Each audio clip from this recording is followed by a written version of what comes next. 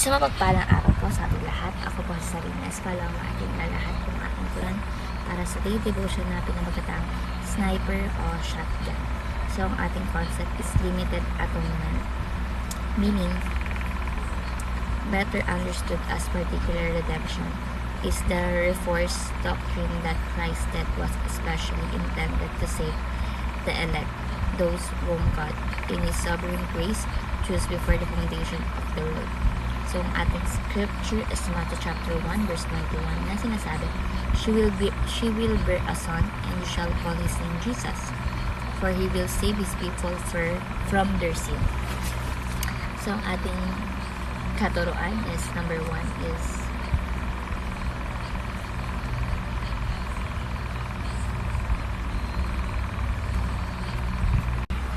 God chose to love you unconditionally even before you were born. So, minahal ka ng Panginoon Diyos bago ka parang ipinanganak. Hindi dahil mabuti ka, kundi dahil sa kanyang kagandahan loob. Diba?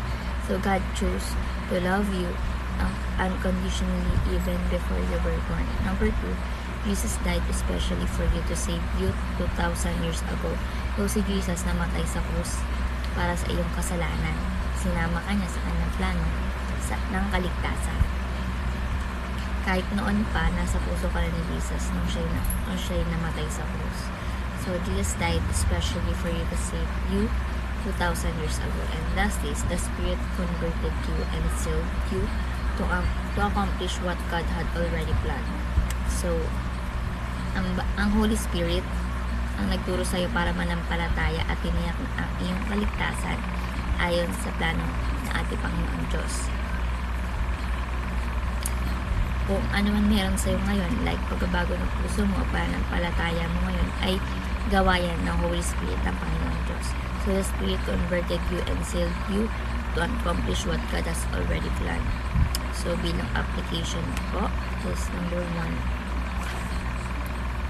Appreciate your salvation which is based purely on grace. So, magpasalamat ka sa kaligtasan na hindi mo pinaghirapan, kundi kaloob sa iyo ng Panginoon Diyos. Like, everyday ka mag-pray, like, Lord, thank you sa blessing ng kaligtasan, salvation, like that.